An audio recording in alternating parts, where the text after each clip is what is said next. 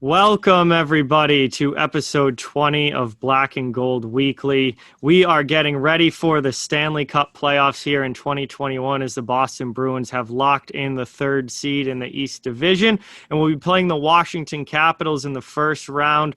The regular season has come to an end. We'll have plenty to talk about looking back on this season, as well as looking ahead to the playoffs and how Boston might fare in the postseason this year.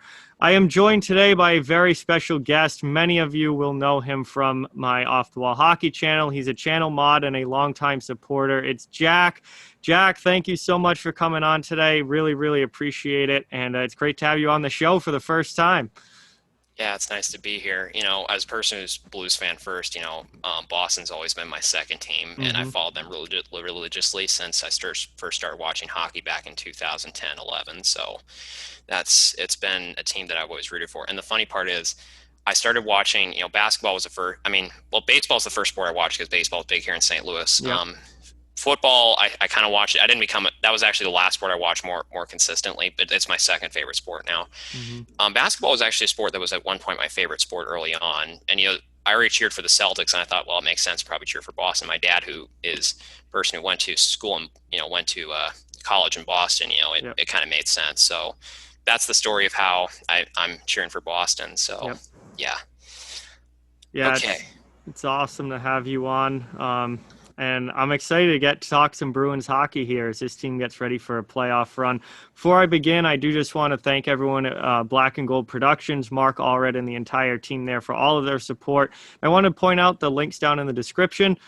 We've got 3 links down there: Boston Bruins apparel, NHL apparel, and NCAA. Really help out a lot, a wide variety of products. It'd be much appreciated if you guys should check that out if you are in the market for any of those things.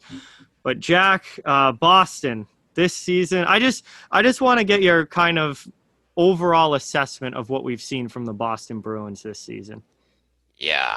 Watching St. Louis this year was rough. That was not the best season. I was really frustrated with the way the team did. I expected they might struggle, based on some of the losses that they had, but man, that was so brutal to watch. So many guys. The only 2 guys on the team, only O'Reilly and Perron, were doing any good this year. But Boston, on the other hand, I was more impressed with. I expected to probably finish 4th in the division based on what we got here, but I didn't expect them to have this good a run at the end of the season. And,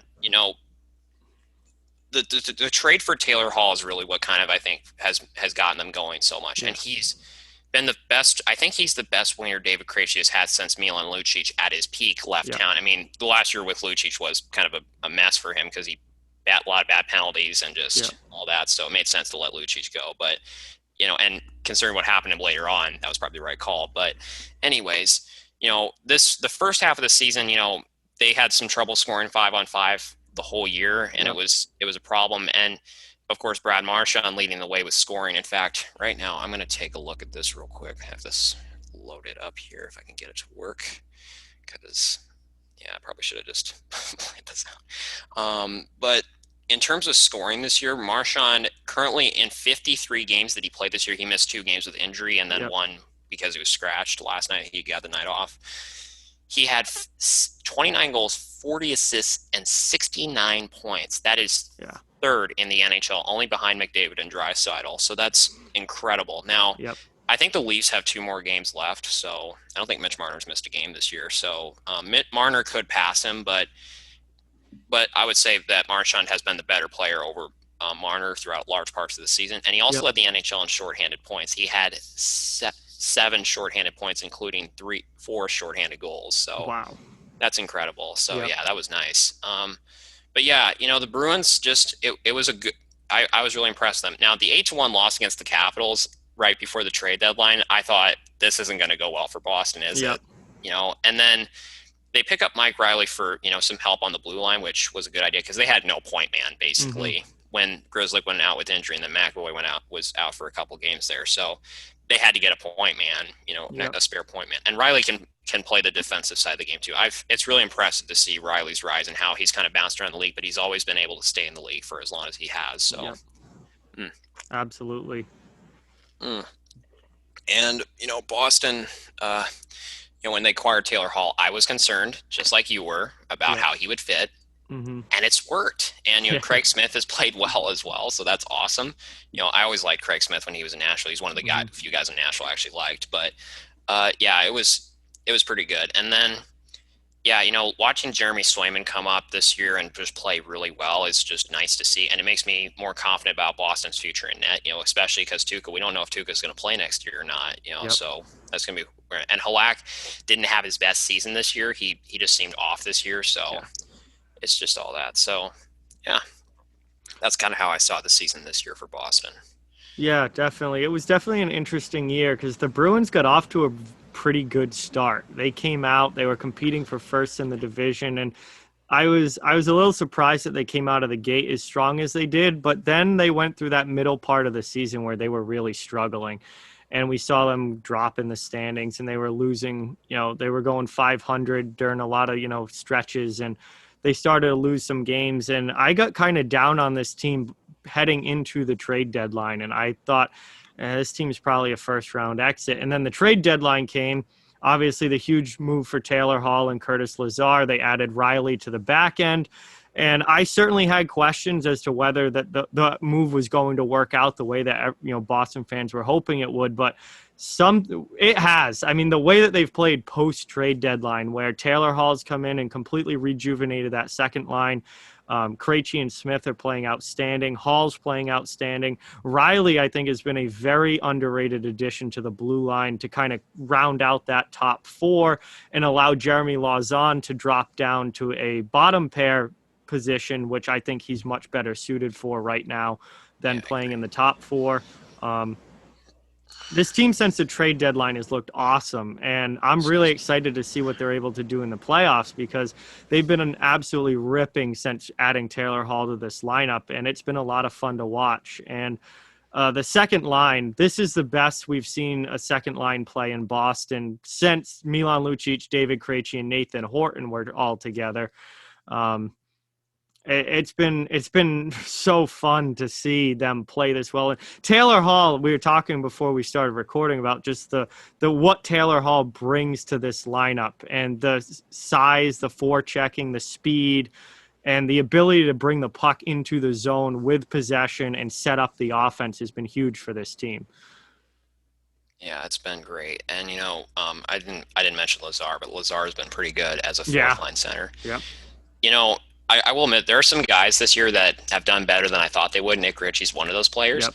Ritchie last year, so many bad penalties in the Mm-hmm. playoffs. Took a really bad boarding penalty, and that was just really rough to see. I didn't know, he had that problem in Anaheim his whole career.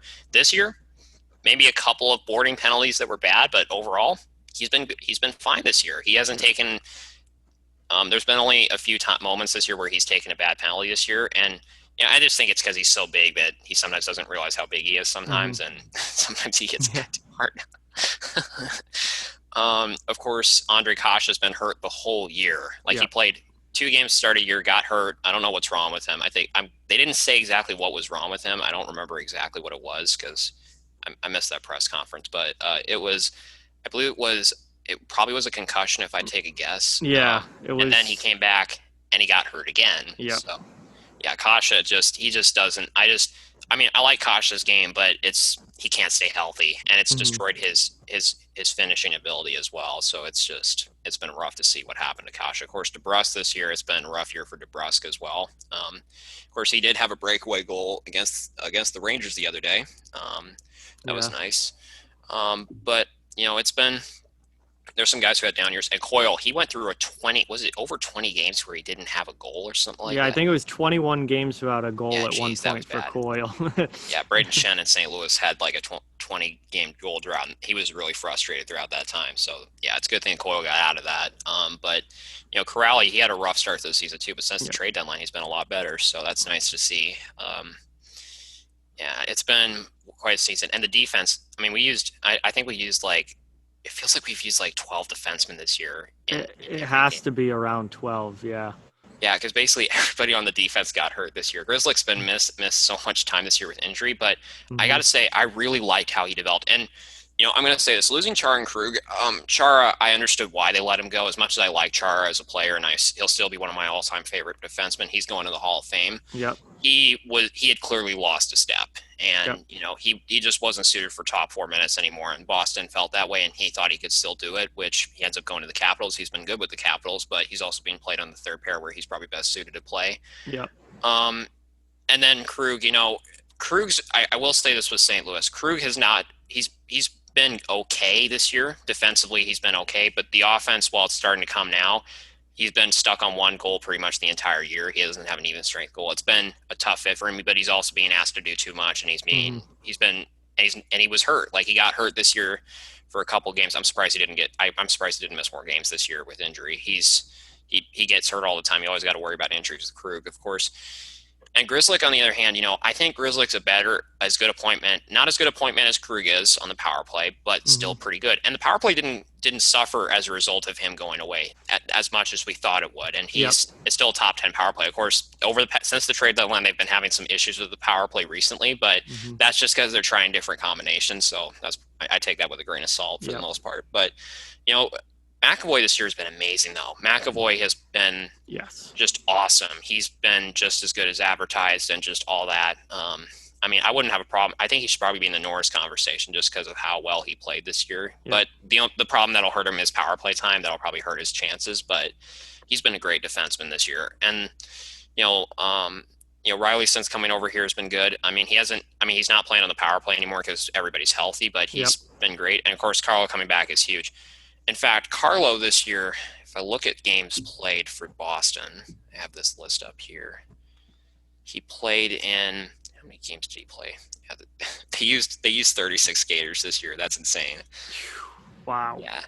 He only played in 27 games this year. That's less than half the games. Yep. So, and that was, of course, due to a hit by Tom Wilson. And what do you know? We're playing the Capitals. So So that's going to be interesting. Hopefully Carlo can stay healthy. He gets hurt all the time. God bless him. He gets hurt so much. And then he had another injury that was not related to the concussion. That was something else. But it's been a rough year for Carlo. Hopefully he can get his game back once we get to playoff time. He's been looking good since he's come back, though. Yep. Of course, Lozon, he's been solid this year. I've liked Lozon's effort and his heart. And Kevin Miller, talk about a guy who didn't play all last year with a knee problem, and he came back and played. That's just amazing. He hasn't been able to play every game, but still, he doesn't look like he's lost his speed or anything like that. Like, that's the good news with him. And, of course, the other depth defenseman, I think Sporl's been okay this year. Like, the offense is definitely not there with him. I haven't yelled at him at all this year. I've maybe yelled at him maybe once this year, but that's how you measure a defenseman, is how much you yell at them. Yeah, that's how I measure a defenseman. And Clifton, of course, definitely a guy who likes to take a lot of penalties, but he doesn't cost you on the score. He doesn't cost you, though, for the most part. But I think we should probably we should probably move on then. So that's definitely the season in a nutshell for all the players. So yeah. So looking ahead now to the postseason, we know that Boston is playing the Washington Capitals. It's the 2-3 matchup in the East, and I know I'm very excited for this series. I think it's going to be a really, really good one. Just how do you think the Bruins match up against the Capitals? And I would say clearly Boston has a chance, but who do you think wins this series, and how do you think this one's going to go? Because I think this is going to be a hard-fought one right down to the end. Yeah, if I remember correctly, I last looked at Cap Friendly to make sure I'm correct about it, but Kuznetsov is still on the COVID list right now, and Kuznetsov's Kuznetsov. I'm getting the feeling Kuznetsov's probably going to be on his way out of Washington during the offseason. Yeah, he's not had his best season, and just that might be a lock. There must be issues. I get the sense there are problems in that certain parts of the locker room that have problems. Even though there are a lot of great guys in there, there are probably guys out there. Or Samsonov, who was supposed to be the starter this year, he's missed because he got, of course, the incident where they got fined $100,000. He got COVID and he was out for a month as a result of that. And then he's on the COVID protocol list again. I mean, you can get COVID more than once, but it's kind of hard to see. It's kind of concerning when you see them get put on the list twice in a season, so it's something. And of course, Vanacek's had to play this year. I will say this about Vanacek. He's played well considering that he's been thrown into a position this early and is just thrown into this position, because of injuries and all that. Yep. He's looking good, but he does have some. I've noticed some tendencies with him for sure. Like he does, like the high endangered shots. Like sometimes he tends to struggle with that at times. So you got to watch out for that with him. Those are some things I've noticed about Vanacek. Of course, Washington's defense I think is good. I would say that in that I would probably give it to Rask over Vanacek if I had to choose goaltender. So definitely that. With the defense, that's a tough call.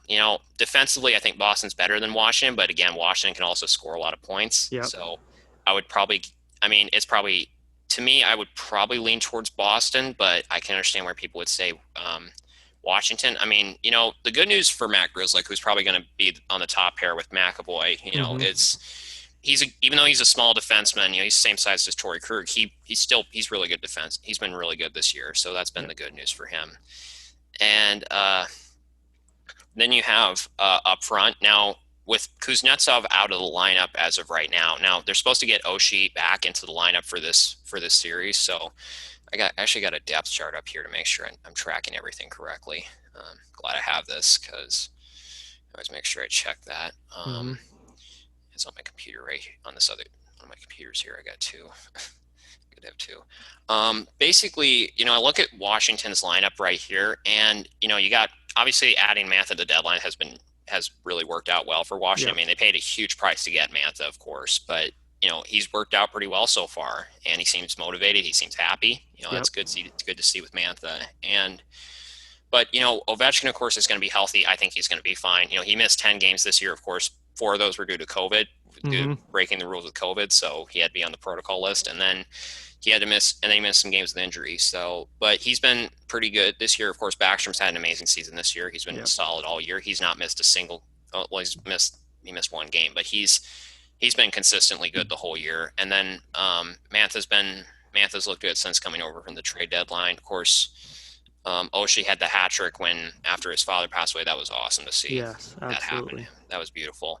But their forwards, they got they got a good fourth line for sure. They got Hathaway, Dowd, and Hagelin on that fourth line. That's a really good fourth line. Of course, speaking of special teams, you look at special teams. I don't know where, Boston has one of the best penalty kills in the league, but they also take the 3rd most penalties in the league. And Boston, I will say this, St. Louis this year, their penalty kill has been not so great at times, and sometimes not good. But I just freak out when St. Louis takes penalty because it's like you're destroying the momentum. You guys got to kill this penalty, and sometimes they don't always do it. Boston has been consistently able to kill their penalties this year, which is good. The only team they have struggled against, though, is Washington. That's the only team they struggled to stop killing penalties against. So they got to stay out of the box first off and foremost, because that power play with Washington, especially Ovechkin on it, if you let him score on that power play, they could be in some major trouble. So they got to be disciplined. And of course, when it comes to on their power play, I don't know where Washington's penalty kill is ranked, but it's up there. Yeah, it's up there. So they're going to need to make sure they get their goals on the power play when they get their opportunities. So they got to work on that. Of course, the power play for Boston has been pretty good this year, despite losing Torrey Krug. But there's been some times where they've had their power play has gone cold every now and then. But overall, it's been a good year for Boston. So for those reasons, I think Boston probably will win the series. I always wrong about how many games it will take. I'm pretty sure it's probably going to go 6 if I take a guess.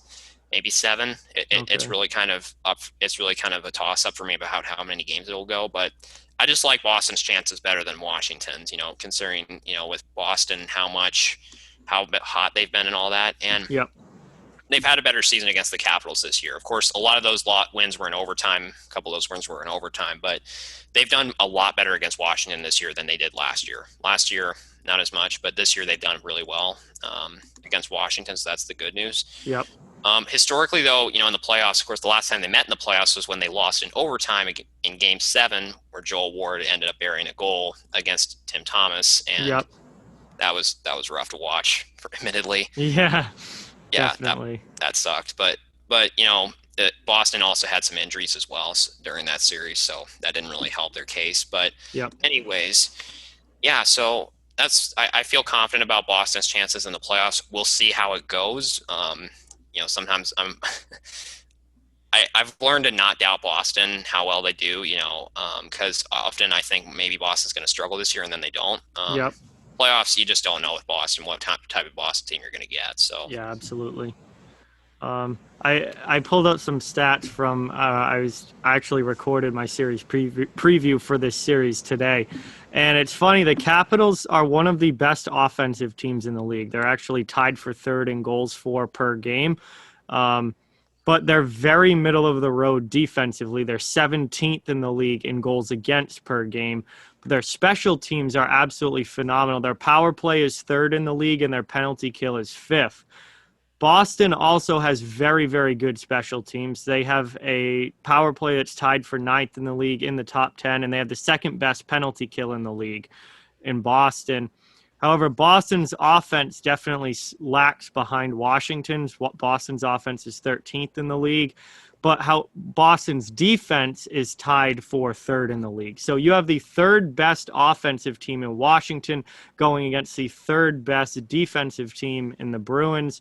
And then you have both teams who are top 10 in every category as far as special teams are concerned. So this, to me, this is going to be such an evenly matched series and a fun one to kind of watch. And both teams won 4 games in the season series as well. Washington went 4-4 against the Bruins, and the Bruins went 4-2 against the Capitals. So both teams got 4 wins against each other. This is one of those series that I think is going to be must-watch TV, just because the teams are evenly matched. They usually play good games against each other. And then you have the physicality aspect where both of these teams are not afraid to play that hard-hitting playoff style of game. Obviously, Washington is very well known, and not only Tom Wilson, but Chara and Hathaway, and even their star players like Oshie and Ovechkin aren't afraid to get involved physically. And then you have the Bruins with a very physical team in their own right, with Richie and Marchand and, guys on the back end like Kevin Miller and Jeremy Lauzon. And then, if whether or not Frederick plays or not, but Frederick, when he's in the lineup, they got guys in their bottom 6 that can hit. So I think this is going to be one of those really fun series to watch. And I think it's going to probably go 6 or 7 games. I'm with you. I'm kind of leaning towards Boston, especially with the way that the Bruins have been playing lately. This is a team that's hot right now, and I think they should be able to win this series. But they're going to have to bring, their effort in their A game every night, because Washington is not going to be a team that's going to make it easy on them to beat. Goaltending wise, I think Bruins have the advantage there. Vanacek and Samsonov, and now we have all these issues with Samsonov. So now you're looking at Vanacek being the guy, and Vanacek's had a solid season this year, but he doesn't have a lot of experience, doesn't have any playoff experience, and that's kind of a question mark for the Capitals going in. It's going to be a fun series to watch, and I'm really interested to see how these lineups, play out, how the matchups play out against each other, and who's going to come out. Is Boston going to be able to shut down the Capitals offense, or are the Bruins going to have to score goals? Because if this gets into being more of a higher scoring series, that favors the Capitals. If the scores stay down low, 2-1, 3-2 type of games, that I think would favor the Bruins. Yeah, and I agree with that. Yeah. In this series, I think we should probably get on some of the games that they played this past week, because I don't think we've gotten to that. So, Yep. So the first game was against the Rangers, I believe. So we had 3 games this week from when you did your last episode. Is that correct? Yeah, Rangers on Saturday, Islanders on Monday, and then Tuesday against the Caps, which they played their AHL team. So yeah, that Rangers game was rough. Yeah, that was brutal. I was angry watching that game. I was trying not to be, because I didn't really care that much, but at the same time, I was like, there's no excuse for you guys to be playing this bad, especially that third period was absolutely brutal. Oh, God. Yeah, that third period, I mean, they tried to come back, but holy cow, there were so many defensive mishaps, so many 2-on-1s as well. That scared the hell out of me when I saw that, and I'm like, this is not going to end well. And sure enough, they lost. And it was, I couldn't blame Rats for that, because honestly, a lot of those goals were 2-on-1s and breakaways, fast. And yeah, there were so many defensive miscues in that game. I think that Carlo and Riley on the blue line were -4 in that game, so Oh, that was bad. yeah, that was a If I brutal remember one. correctly, it might have been -3, but it probably was -3, I'm guessing. But it was not a good night for either of those guys. Whereas McElwain and Grizzly were +3 in that game, Mm, so they had a good game. But yeah, that was brutal. And but I'm like, you know what? It's one game. They'll probably yep, fix it. But it just scared me because I'm like, if they do this in the playoffs, it's not going to end well. But yep, at the same time, it's only this is the first time it's happened. I think maybe once or twice this year. They've had a couple of games where they've had that, but overall, it was probably just a one-off. And yeah, then the next game against the Islanders, great game by the Bruins, and yeah. also good at taking advantage of a stupid penalty in a game. Mm-hmm. And so so they're on the power play, and Marchand gets slashed by Leo Komarov. And Komarov, as he's skating by by David Pastrnak, and the Pastrnak, yeah. referee is standing right over there in the corner. I think it was John McIsaac or somebody else. I forget who the referee was in that game, Yeah, I don't remember, but but Komarov decides to butt end him in the stomach, and of course Pastrnak dropped like a sack of rocks and yep. sack of bricks. My bad, sack of bricks. Anyways, and of course then there was a scrum in the corner, and of course I remember we were on that live stream, Yep. and of course Kim, who was on the stream that day, she was like, "Stone hands, what the hell are you doing?" Like, and of course, butt end, and he was lucky he got he got the slash and the unsportsmanlike, because normally I think if I remember in the rule book, it may be a match penalty in certain Yeah, cases. butt ends a lot of time get you tossed from the game Yeah, most of the time. I remember Robert Bortuzzo did that to Jamie Benn in a game, Mm-hmm. and he was because there was only one referee in that game because the other referee apparently was sick that day, so they had to go with one referee, and there was already a penalty being called on Scotty Upshaw in the corner. Yep. The referee was trying to get that sorted out, because there was something going on. And as Bortuzzo's skating by Ben, he just butt ends him with the stick, and Sagan goes after Bortuzzo, and of course, no penalty was called, and they ended up fining Bortuzzo for that, Yeah. because they told him you're not getting away with that. But yeah, that's when I started to realize that's when I started to notice that Bortuzzo was kind of a dirty player. But the anyways, that butt end was stupid by Komarov because that led to a 5-on-3 goal by Yep. who else but Taylor Hall. So yeah, Yep. that was a smart thing. Honestly, they were having, the one big concern I do have with Boston, especially going to the series, they have to get a ton of shots to score goals. Like Yeah. it kind of drives me insane how much trouble they have getting when they get their opportunities. They have to shoot it so many times to get the puck in the net, which, I mean, obviously more likely you are to shoot the puck, the more likely you are to score. But in a lot of cases, I mean, the Hurricanes, the past, not this year, but in the past 2 years before that, Yep. they could shoot the puck a ton, but they couldn't get the puck in the net because they weren't taking great shots. So Boston will need to do that when they get their opportunities. They need to capitalize on them, but they don't want to just shoot the puck like way too much, because more you shoot, if you got an open lane, they don't want to try to make it perfect, obviously, but Yeah. because you're going to kill time, you're going to waste time if you do that. But they got to work on their shooting for sure if they want to beat the Capitals. Of course, if they can break through that defense and get shots on Vanacek, they might have a chance. So that's where I see that. But that game overall was pretty good. And of course, Taylor Hall won in overtime with a beautiful between the legs move. And yeah, and then the other thing too is that was just a good game. The last game, I didn't even watch it at all. So the last game against the Capitals, I didn't watch that at all. Basically, they had their AHL team out there. Yep. The fact it was 2-1, not bad. Considering that it was just, the last game of the season. Of course, Frederick and Wilson went at it, and they both got 10s for that. So, if they can get Wilson off his game, of course, you want to be careful with Wilson that you don't make him too angry, because then you could end up with a major injury like we saw with Brandon Carlo. But if he's mad and he's frustrated, there's a good chance, I'm pretty sure referees are going to be watching him throughout that series to make sure, because if he just gets a tiny bit upset, they may give him a 10 just right away before the situation gets bad. So, because we know Wilson can make a situation worse. That's for sure. If he's angry. So, Yep. Wilson probably will be trying his hardest not to try to blow a gasket, because he knows that if he messes up, then it could turn the series around for Boston. And as we saw with Carlo, the Bruins, and Marchand was just swearing during the intermission. He was just swearing. I'm like, okay, Marchand, don't get upset, because in the past, typically Marchand, when he gets upset, something's bad going to happen. He doesn't do that anymore, which is good, and the Bruins won the game. Yep. and Wilson fought twice in the second and third periods against Tenorti and Frederick, so that was pretty fun to watch. But yeah, that was the last couple of games of the season. I'm very proud of what the Bruins have done, and just Hmm.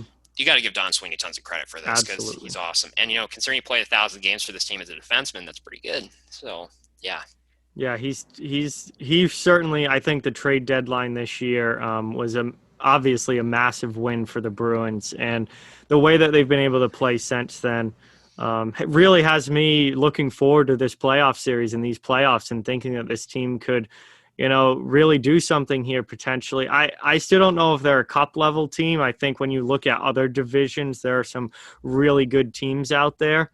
I think Vegas and Colorado are very good. I think that in the Central, you really have three teams in the Central that are looking like true, potential contenders with the Hurricanes, the Panthers, and the Lightning. That Panthers Lightning first round series, I'll tell you, that's the other one that I am yeah, really looking forward to. dude, the game with we had 141 penalty minutes in that game after the Wilson incident with the Capitals and the Rangers. Yep. That was, of course, where Kevin Rooney mocked Wilson in the Oh court, yeah. and the referee saw that, and he's like, "You both are gone." Yeah. So that was pretty quick, and then yeah, that was so funny. I still cannot stop laughing about that. Oh yeah. That was Still makes me fun. laugh to this day. But yeah, that Panther series that had 140, I think it was 149 penalty minutes in that game, Yep. and Maroon gets an unsportsmanlike 1 game suspension. So he gets a Yep. 1 game suspension for unsportsmanlike conduct, which basically what he did is he was going to the box and he decided to just break away from the linesman and go Yeah. try to punch, and he does, and he makes contact as Yeah. he's being restrained. Yeah, Brandon Montour and him were going at it. that was crazy. Yeah. Of course, they give him one game, which ends up being the last game of the season, and he'll be back for the playoffs. Because they don't want because the NHL is going to be telling everybody, please try your best to be as just as civil as possibly can be, because we don't want a game to get out of control again.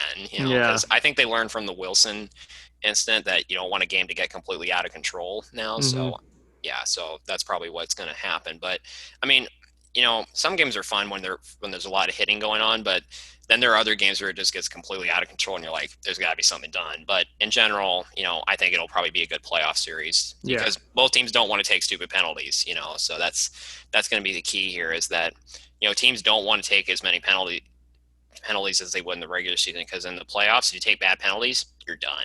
So that's And that's something that I think is really going to play a part in the Bruins Capitals series, is that as much as these teams don't like each other, both teams have good power plays. Both teams have top 10 power play units that can put the puck in the net. So if you're going to the penalty box, you're going to get burned most likely pretty fast. And that could end up ruining your whole series if you take too many penalties. So as physical I think it's going to be, I think the players know that they have to be smart about it and they can't be taking dumb penalties.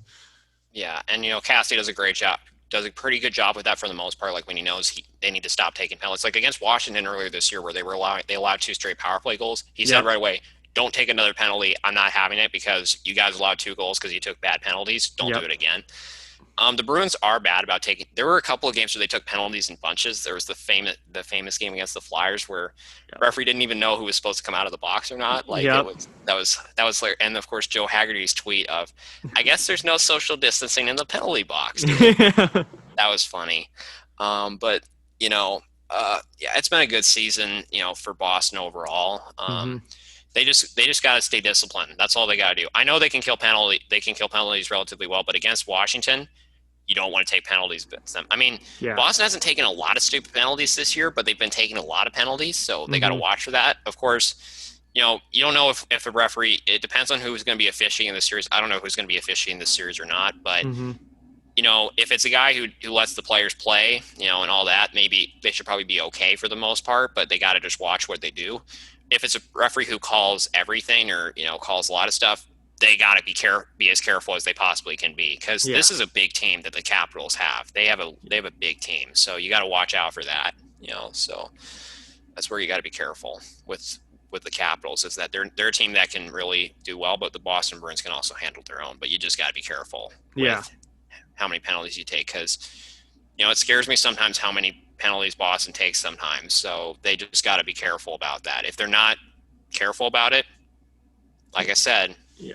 it's not going to end well. No, and Washington's power play will certainly make you pay if you're not careful. Because I mean, you look at the power play unit that the first power play unit that Washington's able to put out there. I mean, with Backstrom and Carlson and Ovechkin and Oshie, And Mantha now, like it's what do you? That's a tough power play unit to stop because all those guys can shoot and most of them are big bodies. I mean, Ovechkin, Mantha, Oshie, all big bodies that can play down low as well. And Backstrom can hold his own, and Carlson, of course, at the point, he's not. If you now, of course, you want to try to pounce on him as much as you can to try to get him to turn over the puck. But Yep. That's, of course, Boston can score shorthanded against Washington. Of course, Boston's been pretty good about that this year. Yeah. But they've also given up a lot of shorthanded goals this year as well. So they just got to be careful with that. Just don't try to do anything to, like, when they're on the penalty kill, you just want to make sure that probably the best option is probably not let Ovechkin get the puck as much as he can, because there's a good chance if Backstrom finds a hole and he snipes it quickly, you're done, because he passes the puck so fast that you won't even know that he passed, and then sooner or later, puck's in the back of the net. So. Yeah, you don't want that for sure. All right, so obviously big playoff series coming up here between the Washington Capitals and the Boston Bruins. Game 1, Saturday night, 7:15 p.m. NBC, national televised game. I think most of the hockey world is all going to be focused in. And as the playoffs begin, I know that I'm really excited for it. And can't wait to get this series off the ground. Bruins have been playing well. We'll see if they can carry that into the postseason. Hopefully they can. And this is going to be a fun, hard-fought, I think a long series between the Bruins and the Capitals, and it's going to be a really good time. So, Jack, thank you so much for joining me for this week's episode. It was great to have you on, man. Yeah, you're welcome. This was nice. Yeah, definitely. Always great to talk hockey. We'll be back next week. As always, episode 21 will be next week, coming out on Friday. And we'll have at least a few games of the Bruins Capitals series will have been finished by then, and we'll have a whole lot more to talk about next week. But with that, that's going to finish up episode 20 here. Want to thank everybody for watching. Remind you all of the links down in the description of the video. Boston Bruins apparel, NHL apparel, and NCAA college apparel. 3 links down in the description. If you're in the market for any of that, would be greatly appreciated. Be sure to check out blackandgoldhockey.com. Check out the work of all the great writers here at Black and Gold Productions, podcast network as well. All the shows are available there. A huge thank you to Mark Allred and the entire team at Black and Gold Productions for their support. This show would not happen without them. And thank you guys again, all of you, for watching. Obviously, it means a lot to have you guys tuning in each and every week. So thank you guys again, and see you next week.